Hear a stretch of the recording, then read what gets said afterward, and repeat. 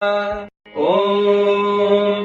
नमस्ते अस्तु भगवन् विश्वेश्वराय महादेवाय त्र्यम्बकाय त्रिपुरान्तकाय त्रिकालाग्निकालाय कालाग्निरुद्राय नीलकण्ठाय मृत्युञ्जयाय सर्वेश्वराय सदाशिवाय श्रीमन्महादेवाय नमः।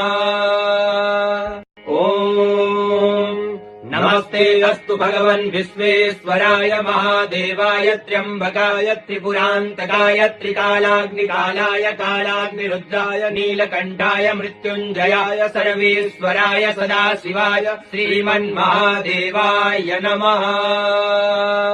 ॐ नमस्ते अस्तु भगवन् विश्वेश्वराय महादेवाय त्र्यम्बकाय त्रिपुरान्तकाय त्रिकालाग्निकालाय कालाग्निरुद्राय नीलकण्ठाय मृत्युञ्जयाय सर्वेश्वराय सदाशिवाय श्रीमन्महादेवाय नमः।